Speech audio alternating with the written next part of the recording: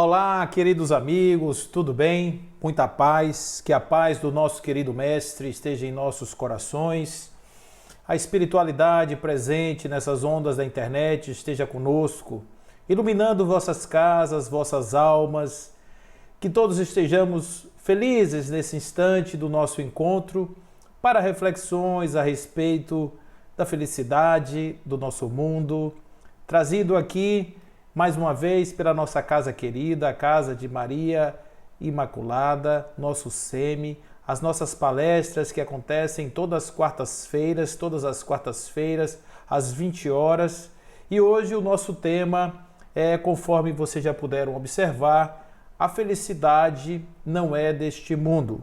É o tema do capítulo 5 do Evangelho segundo o Espiritismo, do item 20. Muitas pessoas pensam que aqui a Terra realmente é um vale de lágrimas. Quando nós olhamos a nossa realidade cotidiana e observamos as coisas que nos cercam, certamente que vamos chegar à conclusão de que esta afirmação, de que o planeta Terra é realmente um lugar de provas, de expiações, de choros e lamentações. Quando observamos o Evangelho, e lá está, sobretudo em Mateus, os prantos e os rangeres de dentes, aquela célebre frase com a qual ele termina muitas das explicações de Jesus: haverá nas parábolas sempre o final, pranto e ranger de dentes, mostrando que para aqueles que não conseguem decifrar os códigos da terra, existe uma destinação muito ruim, muito triste. E claro que é preciso compreender o que está ali exarado, o que está ali dito. Afinal de contas, será que a Terra realmente é esse lugar tão ruim assim?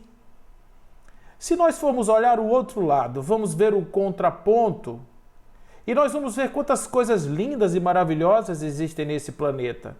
Existe o belo, o justo, o maravilhoso, o perfeito, observáveis a todo instante quando temos os olhos de ver a natureza se expressando, o dia que nasce, a lua no céu, que prateia as palhas do coqueiro e faz com que as ondas ganhem um colorido especial ao deitar-se sobre a areia da praia, deixando um rastro de espumas salpicantes e pipocantes, naquele som inebriante, inesquecível, inconfundível da noite do mar. A brisa que sopra em nosso rosto e que nos eleva a alma e o espírito para além do presente, fazendo crer que Deus nos abraça com os seus braços invisíveis, fazendo com que nós nos sintamos envolvidos neste grande manto de beleza e amor. Isso é possível graças às sensações do corpo, às percepções e às subjetivações da mente, graças às nossas capacidades de sairmos do concreto através do cérebro, da alma, do espírito. E tudo isso é graças à vivência do espírito em um corpo encarnado do planeta Terra. O planeta não é decididamente em si, per si, na sua condição precípua, lugar das lágrimas. É o lugar das disputas. Afinal de contas, nós vamos encontrar nos reinos infra-humanos a disputa pela vida, pela sobrevivência, quando o animal vai por sobre o outro para tirar dele a vida e dar-lhe a sobrevivência, trazer para ele o alimento, para ele e para os seus, o alimento que manterá a sua vida, a vida da sua prole. Tudo isso absolutamente é possível de se observar na Terra e pensarmos assim que a disputa, esse mesmo modelo animal possa ser portado para o homem, que à medida em que evolui socialmente, que evolui na sua condição social, ele vai sofisticando os métodos de sobrevivência.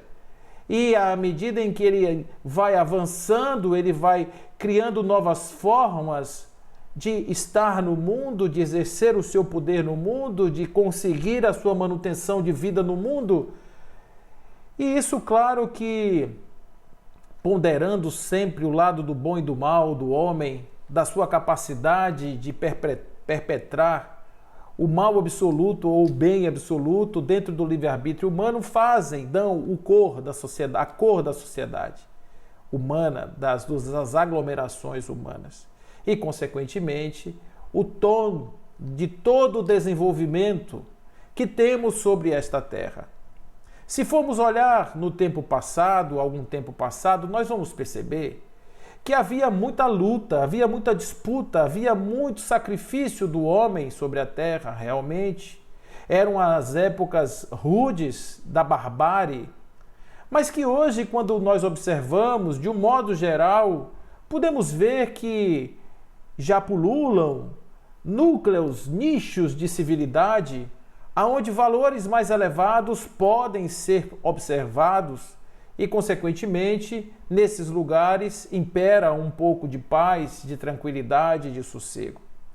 A gente percebe o quanto isso é possível na medida em que os lugares mais sofisticados do ponto de vista da elevação humana são aqueles que oferecem maior nível de habitabilidade, maior grau de sociabilidade, maior nível de desenvolvimento humano, menos fome, menos misérias, mais tecnologia para cuidar da saúde, mais dignidade para a distribuição da riqueza.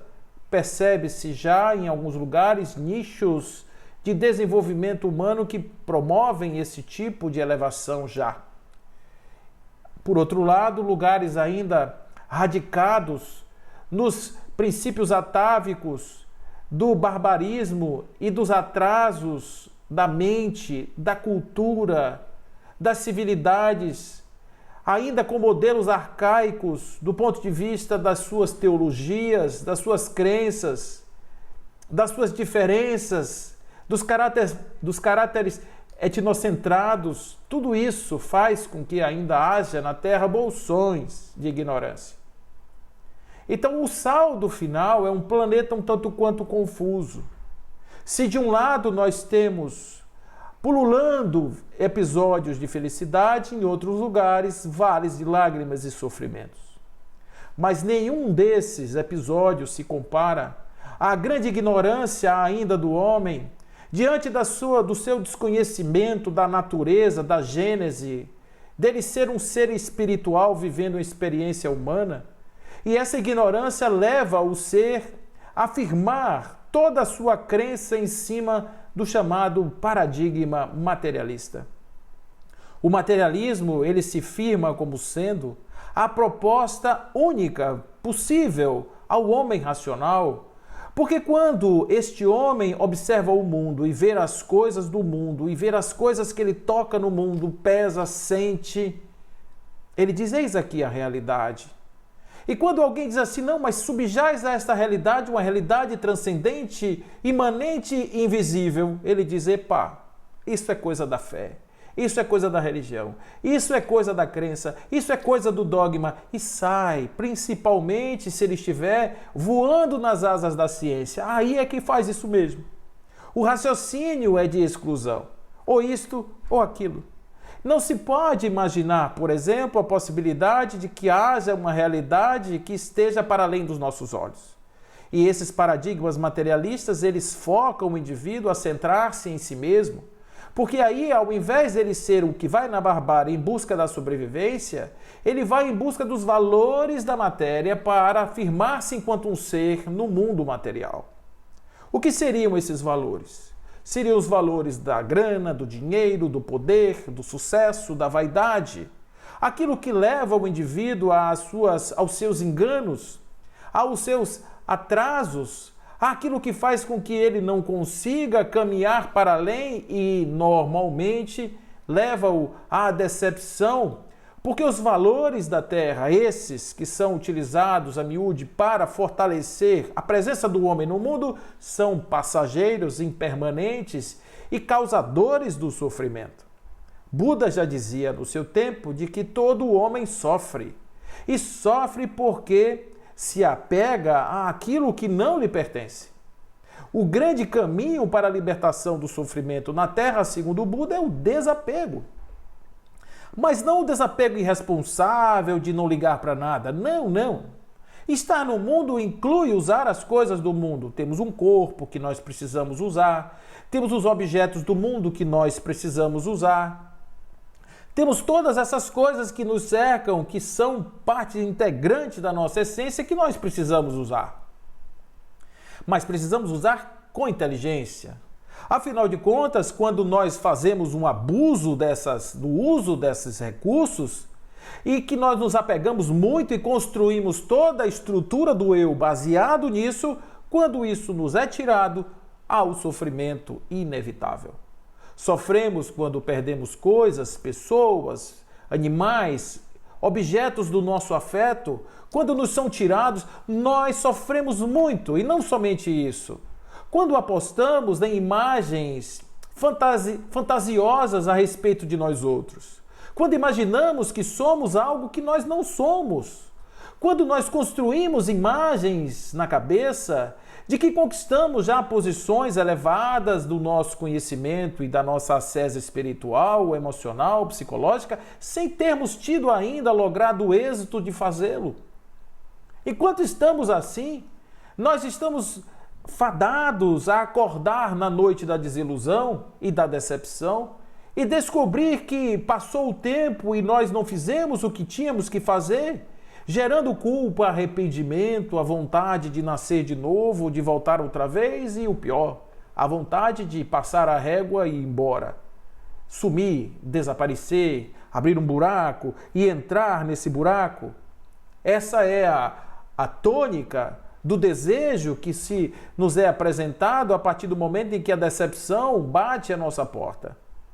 Vemos por aí o tempo inteiro pessoas que dizem não acreditar em absolutamente nada, que são completamente céticas e que, por outro lado, também sofrem bastante porque tudo no mundo lhes agride, lhes fere, lhes tira o chão. Essas pessoas, elas estão construindo a passos largos a estrada da dor, do sofrimento, do pranto e do ranger de dentes.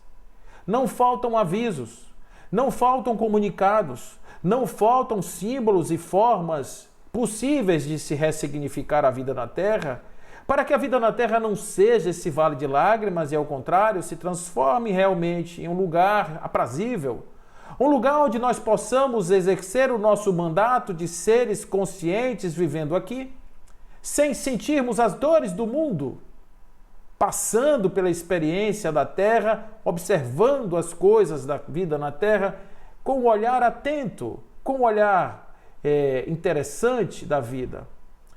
Analisando a biografia de alguns entes que aqui estiveram, nós podemos compreender como a vida pode ser plural e diversa.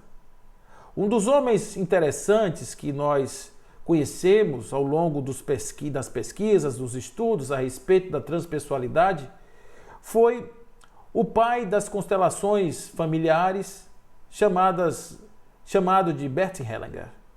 Bert, esse nome ele conseguiu quando ele foi ordenado numa ordem religiosa e ele recebe esse nome em homenagem a um santo. Mas o Hellinger, esse foi um rapaz que teve todos os tipos de dissabores e sortes ao mesmo tempo em uma vida. Ele esteve nos campos de concentração na Alemanha e ele, como um soldado que ia ao campo de batalha, que teve a oportunidade de verificar tudo aquilo que aconteceu, ele ia com o seu grupo para o campo de batalha e lá, em uma semana, iam 60, voltavam 20. E cada vez que iam mais 60, só voltavam 20. E ele foi algumas vezes e voltou. Quando esteve preso em um campo de concentração de prisioneiros de guerra, liderado pelos Estados Unidos, este homem viu-se diante de um soldado americano, que depois ele veio descobrir que era alemão, e que sabia, ouvia e entendia tudo o que estava sendo dito, mas as pessoas não sabiam que ele sabia. Bert Hellinger era o único que o defendia. Todos o agrediam. E ele dizia, não fale isso do rapaz, ele está trabalhando, ele está fazendo a sua parte.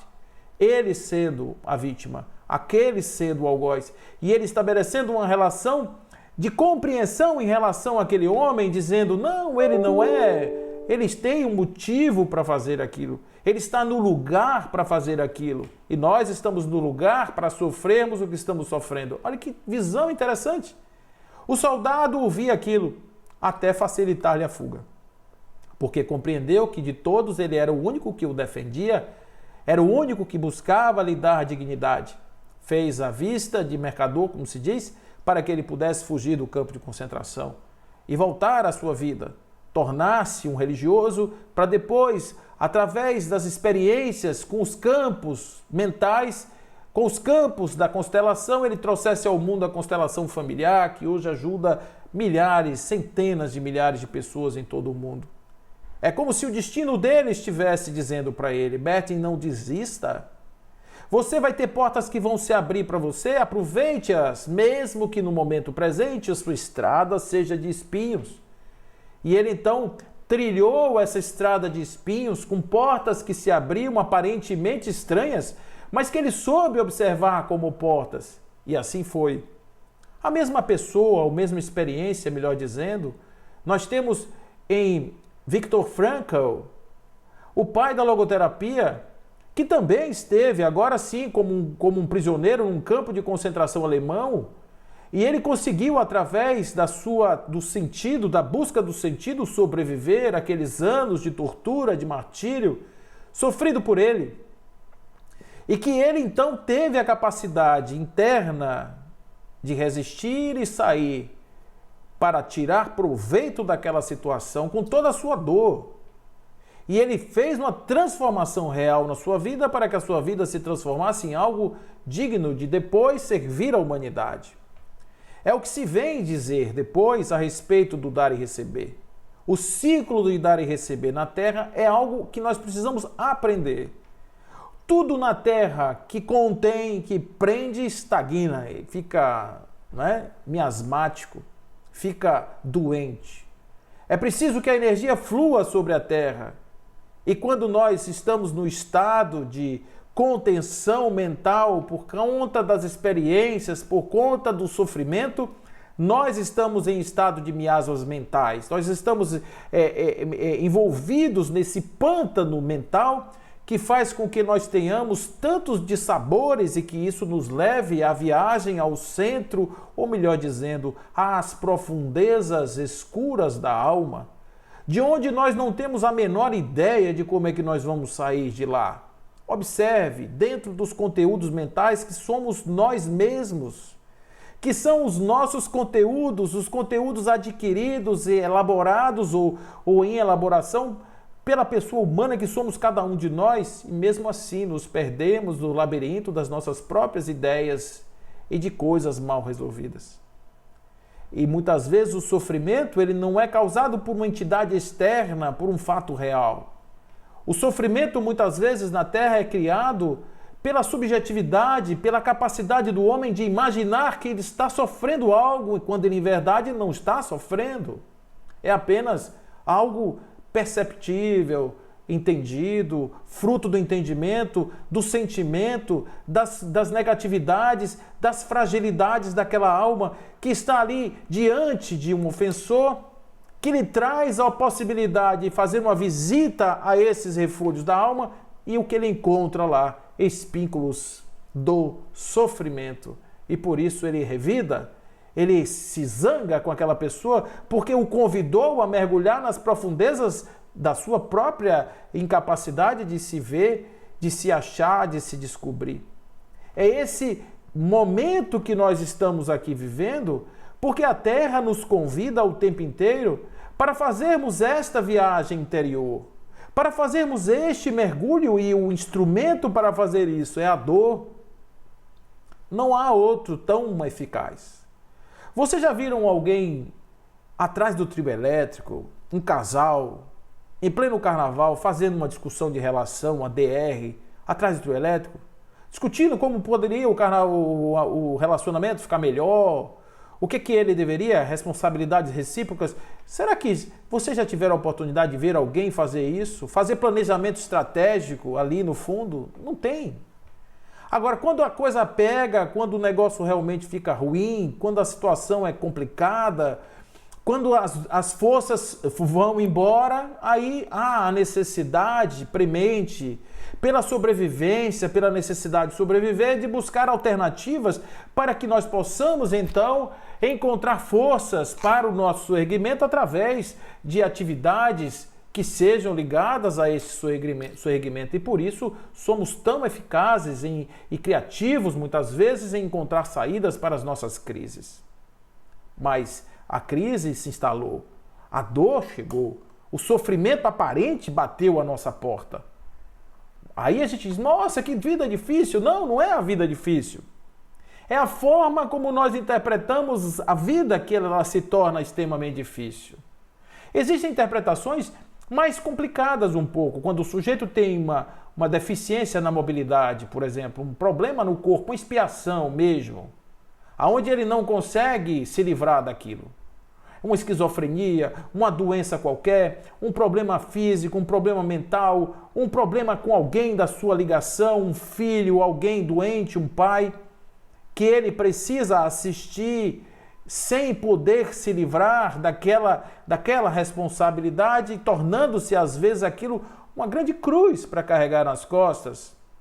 Mas ali às vezes existe uma oportunidade única de refazimento, de uma construção mal sucedida no passado, e que a vida, através das diversas possibilidades, encontrou aquele arranjo, as forças energéticas, as mentes entrelaçadas, buscaram-se mutuamente, construindo um cenário propício para a exacerbação das paixões, que foram justamente aquelas que levaram aquele conjunto ali humano ao fracasso. Se a experiência for diversa da necessidade do aprendizado, para que serve? Você vai fazer uma prova de ciências, é preciso que as questões sejam relativas às ciências. Porque se você for fazer uma prova de ciências e lá tiver equações matemáticas, provavelmente você não estará apto para responder. E mesmo que você responda, isso não garante que você saiba da ciência. Da mesma forma, quando nós vamos para um trabalho de análise da vida, análise da experiência da vida, nós precisamos compreender por que ou para que aquelas coisas estão sendo colocadas, que tipo de aprendizado isso aqui me traz. Que tipo de experiência rica eu posso ter com esta vivência que eu estou tendo aqui nesse instante? Quando a gente não tem os olhos de enxergar isso, quando a gente não tem os olhos de ver isso, o que resta, muitas vezes, é a tristeza. Porque a gente olha para o lado e vê uma pessoa saltitando, dando pulos e gargalhadas, soltando notas de dinheiro por tudo que é canto, usufruindo das benesses do mundo material, enquanto que eu estou aqui, balançando e tangendo o meu pequeno gado e pisando nos meus espinhos particulares. E às vezes dá aquela ideia de que isso não é justo, como pode eu sofrer tanto e aquele outro ali se dá tão bem? Até porque, muitas vezes, quando eu olho para a vida daquele outro, eu vou encontrar defeitos naquele que eu não vejo em mim e digo, eu sou uma pessoa X e aquele é uma pessoa Y e a pessoa Y não deveria. Isso não é justo. A gente não entende nada. A gente não compreende nada. A gente quer que Deus seja um benfeitor. A gente quer que Deus resolva essas questões. Como se Deus se iludisse assim como nós com a nossa própria existência. É como se Deus não tivesse na sua grande perfeição a cobertura e a capacidade de visualizar toda uma história, o ciclo, não só o passado, mas o futuro com sua consequência final, sua destinação máxima. É assim que é um onisciente. O onisciente sabe tudo. Então, paremos com essa ideia de ficar fazendo comparações com a vida do outro, porque aquela experiência é do outro. Quantas e quantas não são as pessoas que você contempla no dia de hoje, vê a opulência e amanhã o fracasso bate à sua porta com a desdita total, o sofrimento, a amargura e todas as coisas que são derivadas desse tipo de situação. Quantas e quantas vezes nós vemos isso? Quanto mais, tem um amigo meu que diz assim, quanto mais alto o coqueiro, maior o tombo do coco. Quanto mais alta é a ascensão do sujeito, quanto mais alta é a ilusão da ideia, maior será a decepção. Porquanto deve ser assim, porque a dor é um instrumento que faz com que o indivíduo volte à realidade, saia do lugar da ilusão. É somente na dor. É a dor quem faz isso, é a dor que nos aproxima do caminho da iluminação. Eu costumo fazer uma metáfora em relação a isso, que é uma metáfora interessante que você pode observar isso nas fazendas. Existem aqueles corredores onde o gado passa, e esses corredores eles são cercados de arame farpado. O arame farpado é um arame que tem pontas, e quando o gado encosta no arame, ele é furado e ele volta. Até nesse tipo de metáfora a gente pode ver que o objetivo das cercas, o objetivo dos arames, o objetivo da cerca elétrica, o objetivo da dor é fazer com que nós descobramos que aquele sentido que foi dado à vida não é o sentido correto. Simples, está contra a harmonia, gera dor. A gente precisa compreender isso, para que a gente tenha o olhar, o tempo de olhar o mundo a partir do outro olhar. O olhar contemplativo, o olhar daquele que tem o olho da maravilha, que se maravilha, que se encanta de ver o mundo como o mundo é, do jeito que o mundo é, sem tirar nem pôr nada. Quem sou eu para tentar mudar o mundo?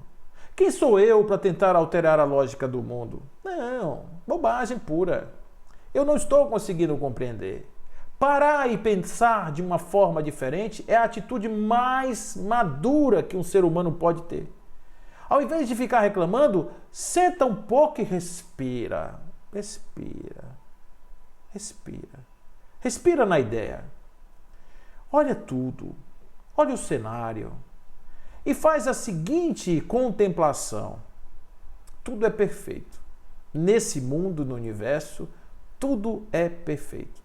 Se assim não fosse, nós poderíamos simplesmente existir hoje e o nosso corpo se dissolver amanhã ou daqui a 5 minutos. O nosso planeta poderia simplesmente rachar-se ao meio e cada pedaço ir para um lugar. Mas isso não acontece. Pelo menos numa grande quantidade de tempo suficiente para muitas gerações viverem nesse planeta. Porque existe uma confiança na perfeição, na lógica, nas leis, na construção, na dinâmica que rege o universo. Não que isso não possa acontecer, mas é porque nós vamos dormir sossegados, porque a gente confia na estabilidade das coisas. A gente confia de que amanhã, quando acordar, vai estar tudo no mesmo lugar. A gente sabe.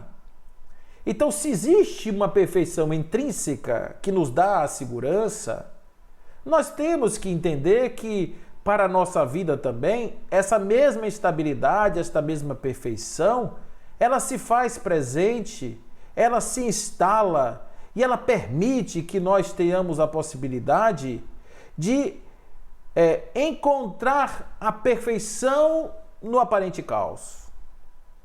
Olha só que coisa legal. Olhar para a vida da gente e tentar encontrar a perfeição no aparente caos. Talvez seja uma boa dica para quem sofre muito. Todos sofremos. Mas tem pessoas que sofrem mais.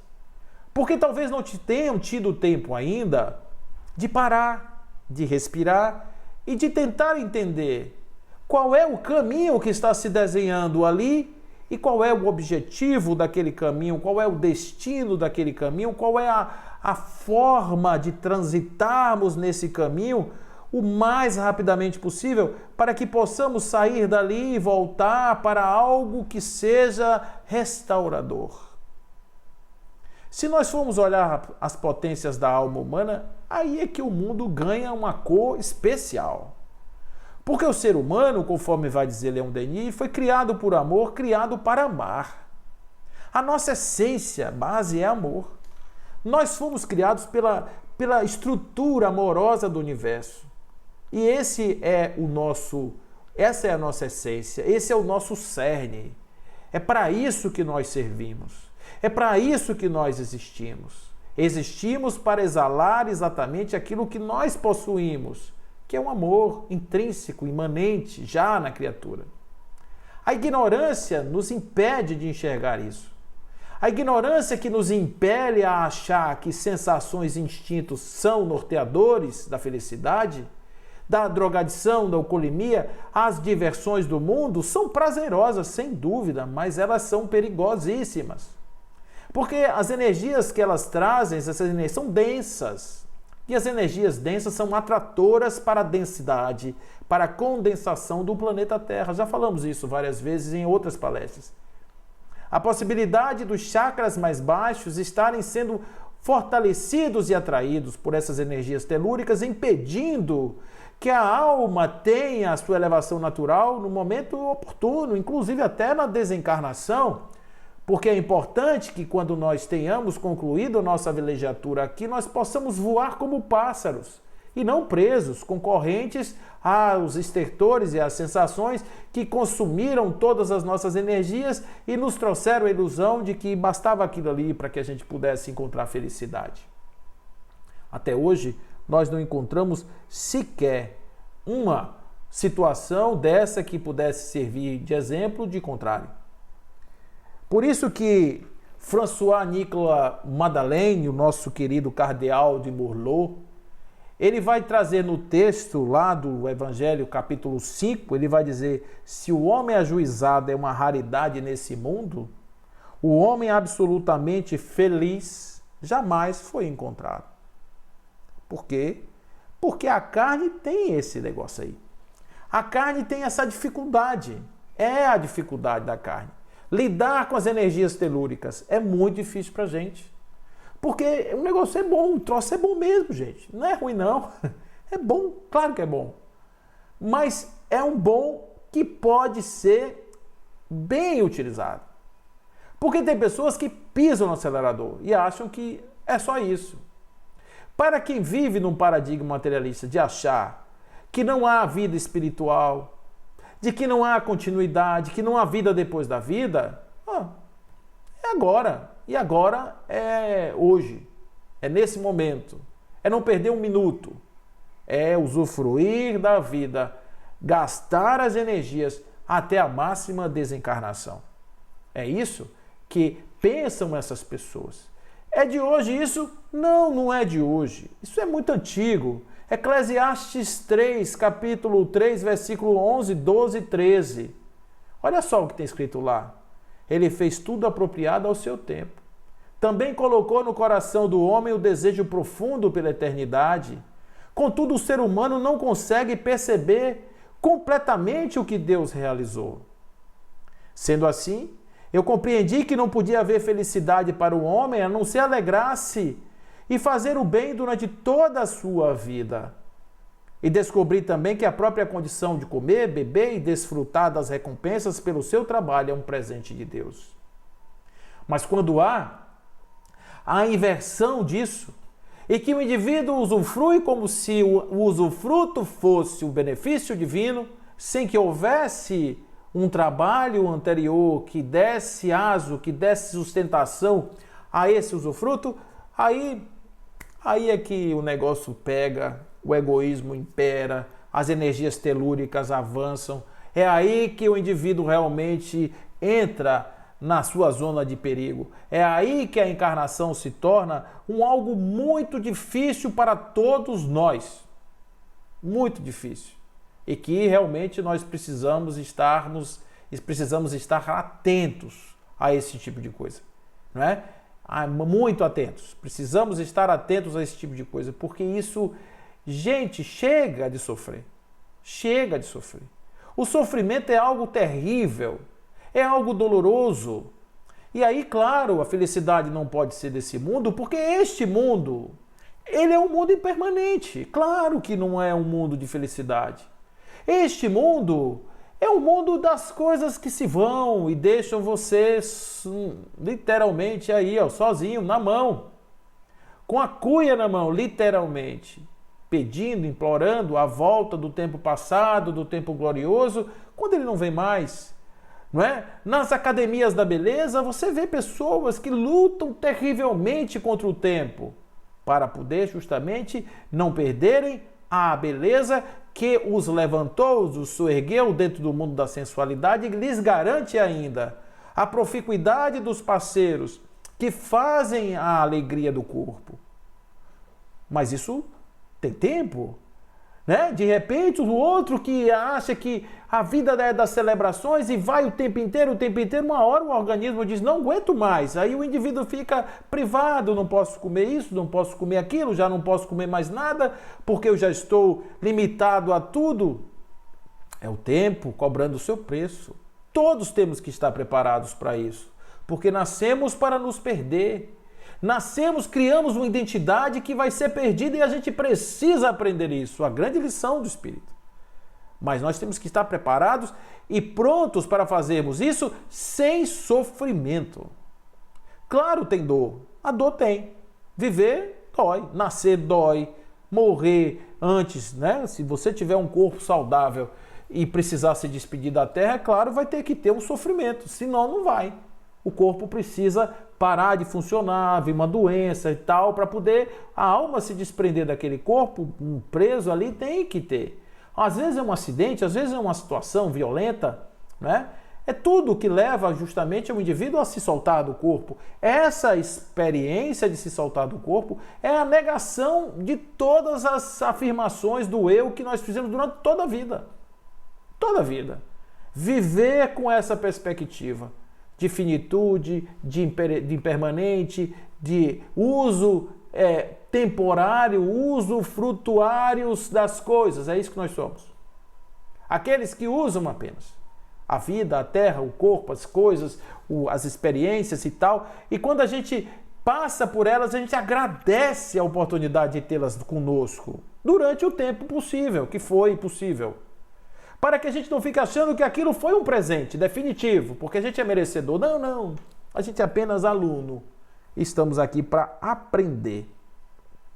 Estamos aqui para termos a possibilidade do aprendizado. Continua o nosso cardeal de Morlot.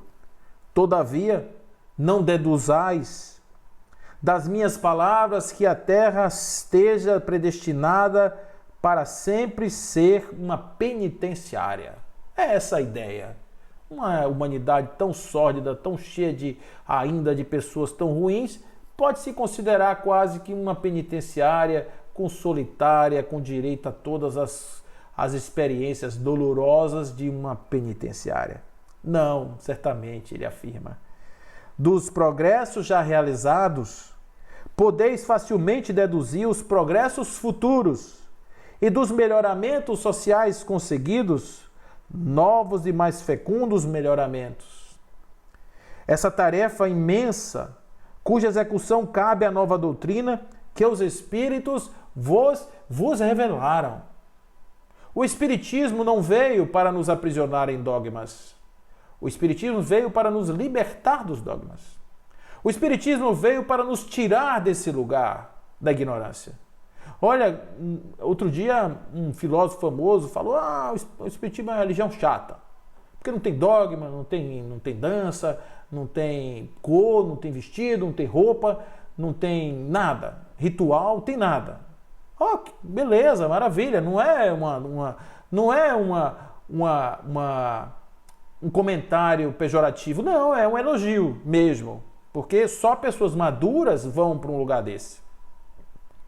Porque o objetivo da doutrina espírita não é nos prender na terra, nos penduricalhos da terra. Não, não. É despertamento do ser para a realidade ontológica do espírito, o sentido da vida a partir da imortalidade da alma e da passagem mesmo, com o desprendimento e tudo, direito a tudo isso. Então, quando nós estamos aqui vivendo no mundo, para que estamos aqui? Estamos aqui para aproveitar a janela do tempo, aproveitar os espaços de convivência para fazermos o que nós viemos fazer. Ponto. O que é que eu vim fazer aqui? Olhe em volta e veja as suas experiências batendo a sua porta. O tempo inteiro, persistentemente. Às vezes, a mesma coisa. Você vai para um relacionamento, de repente tem um problema. Aí você sai desse relacionamento e vai para outro. Aí o mesmo problema, nossa, todo mundo é igual? Não.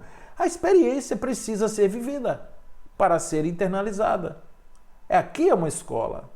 Agora, quando eu entendo isso e faço a gratidão, me coloco na posição do aluno e vou estudar, vou me dedicar para aprender o que aquilo me traz como possibilidade. E em fazendo isso, eu consigo elevar o meu espírito, porque eu tive a oportunidade do aprendizado, eu tive o discernimento e a humildade para melhorar e agradecer, mesmo quando parece estranho agradecer. Às vezes a gente vê uma pessoa muito humilde dizer assim, numa situação de total pequenez social, total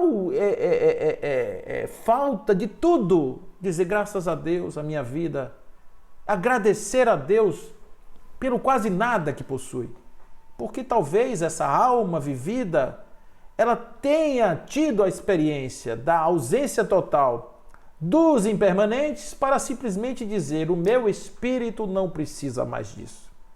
É como Jesus, no seu momento final, que ele está ali sofrendo, estão botando coroa de espinhos na sua cabeça, estão enfiando ali, dando-lhe chibatadas no seu corpo, destruindo toda a estrutura de um ser humano ali. Ele simplesmente diz, não fiquem preocupados comigo, porque eu já venci o mundo, isso aí não me dói mais. Quando a gente vive isso, o mundo tem outra cor. Agora, mesmo Jesus, algumas horas antes, ele quando meditava, Senhor, afasta de mim esse cálice, Pai, afasta de mim esse cálice, mas que seja feita a sua vontade, ele chorava sangue de medo. Todos temos.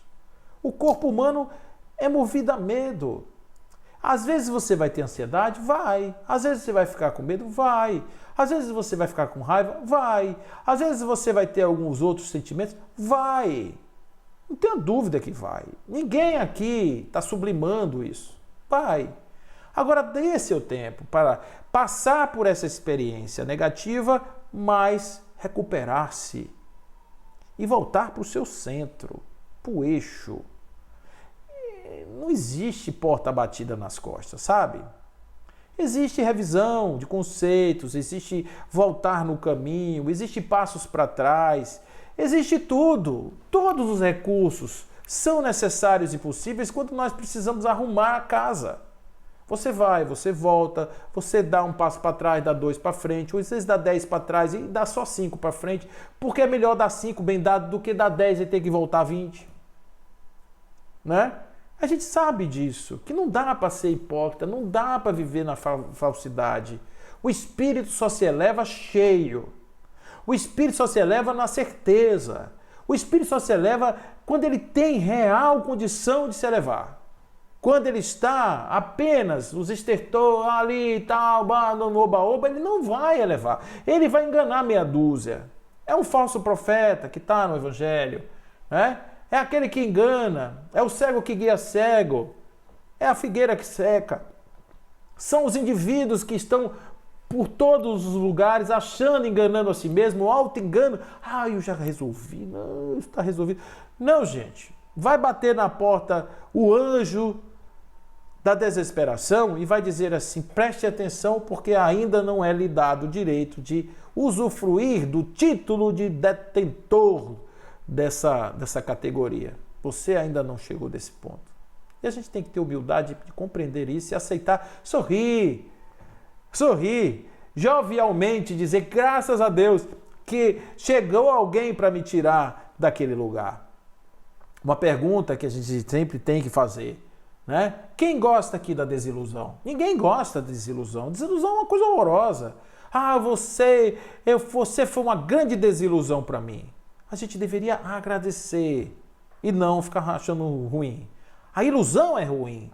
A desilusão é boa, porque a desilusão tira a ilusão. A desilusão tira a ilusão. A ilusão é uma projeção de uma coisa imaginada que não tem nada de certeza. A desilusão é a verdade, porque tira aquela fantasia. Então, quando a gente volta, a gente não gosta, a gente quer viver iludido e aí fica chateado com quem nos desilude. Não, agradece a quem desiludiu. Porque foi a sinceridade, muitas vezes, da vida trouxe aquela situação a baila e é melhor viver com a verdade, porque a verdade liberta, do que caminhar pelas estradas invisíveis da fantasia. Percebe, gente? É aprender a viver, é aprender a contornar os espinhos, é aprender a ver a vida pela sua perfeição e pela sua beleza, é aprender a contemplar o mundo com todos os seus aspectos de perfeição, beleza absoluta. Isso faz felicidade. A felicidade não é algo que você chega no lugar maravilhoso, o lugar do tão feliz. Não, felizes para sempre. A felicidade é um caminho que você vai caminhando e de repente você vê uma flor e aquilo te dá felicidade. Você vê uma coisa tão pequenina, desprezada por todos, mas para você aquilo te colocou no colo da tua avó, no bolinho de arroz. Aquilo te colocou no lugar só seu, especial, que você sentiu tudo, absolutamente tudo que você precisava sentir para ter uma descarga de adrenalina, a fonte da felicidade, a fonte mesmo da felicidade do corpo humano, né? Aquela descarga de adrenalina e você diz, nossa, como isso aqui é gostoso, como é bom estar aqui. Aproveitar isso, respirar nesses momentos, agradecer a oportunidade do corpo ter encontrado um espaço, um oásis que seja nesse instante de um deserto imenso de sofrimento. E de pulo em pulo, de salto em salto, vai chegar um momento em que o homem vai construindo uma estrada segura, bem pavimentada, em direção à sua libertação, à sua felicidade, ao seu destino. Por isso, meus amigos, a felicidade é deste mundo, pode ser deste mundo, mas ela não é dada da forma que o mundo a dá. Eu vos trarei paz, mas não como o mundo a dá. Eu vos trarei felicidade, mas não como o mundo a dá. Porque o mundo não tem como ofertar. O mundo só oferta ilusões. O mundo só oferta fantasias, mas ao mesmo tempo, olhe que paradoxo, o mundo oferece a oportunidade do despertamento. E o despertamento leva à elevação, à mudança de rumo, leva ao caminhar seguro em direção ao novo destino. A maravilha da vida é exatamente estarmos de olhos abertos, percebendo cada coisa, parar de fugir, parar de dar de menino neném, de ficar reclamando de tudo. Não para. Você reclamar não vai adiantar nada, porque não vai ter ninguém para te ouvir. A única coisa que você pode fazer é vibrar nas energias altas das entidades venerandas. Aí sim, aí você vai ter boas companhias. Aí, você menos imaginar, uma ideia surge, uma porta se abre, uma pessoa que está na mesma energia que você aparece no seu caminho com uma vibração ótima e te tira daquele lugar. A gente chama isso de milagre, mas não é, é sintonia. É vontade de fazer as coisas, é o desejo de ver as coisas realizadas. É assim que a gente vai construindo a felicidade. Construir felicidade é construir estrada segura para pôr os pés e saber, essa estrada eu sei onde vai dar. Esse futuro eu sei que é meu. Para de reclamar e vive a vida. Sente a vida. Sente a energia pululando em você. Sente a energia passando por cada pedaço do teu corpo.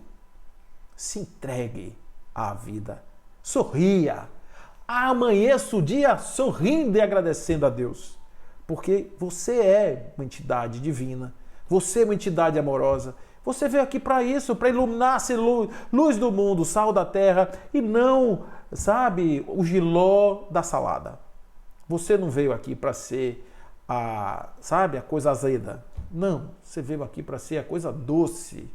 Você veio aqui para ser a coisa que dá sabor. Você veio aqui para ser a coisa que ilumina, que abre portas, caminhos e estradas. Pense assim. E aí a felicidade começa a aparecer nas mínimas coisas, nos pequenos gestos, nas pequenas palavras, nas pequenas conquistas, nos pequenos olhares, nas pequenas pedras, nos pequenos objetos, nas pequenas flores, nas pessoas, mesmo pequenas, nos pequenos contatos, nos pequenos avanços, nas pequenezas existem pontos infinitos de felicidade. A gente só precisa abrir a cabeça, os olhos, a alma, para vermos, sentirmos e usarmos isso para encontrarmos nesse mundo perfeito, lindo, maravilhoso, o mundo de cores, o mundo de sabores, o mundo das delícias, o mundo das maravilhas perfeitas se encaixando umas nas outras e dando a perfeição de Deus um atestado inconteste de confiança no divino. Por isso é bom estar aqui, é bom viver, é bom estar na terra, é bom estar com você, é bom você estar comigo, é bom estarmos todos juntos aqui agora, conversando, falando sobre felicidade, olha que legal. E amanhã, levante, sorria e agradeça. Porque você, filho de Deus, você, alma divina, você veio aqui como estrela para brilhar na noite escura das nossas almas. Seja luz, ilumine a estrada de quantos você queira iluminar. Não tenha limites para a sua felicidade. Apenas viva, sinta, experimente. Porque a felicidade pode não ser do mundo da fantasia, mas a felicidade é do mundo daqueles que conseguem enxergar Deus em todas as coisas. Por isso, vamos ser felizes. Vamos viver a vida com felicidade, com alegria e com gratidão. Por isso, gratidão por me ouvir. E gratidão por amanhã acordar sorrindo, porque o mundo com você sorrindo será muito melhor para todos nós. Boa noite, fiquem com Deus, que assim seja.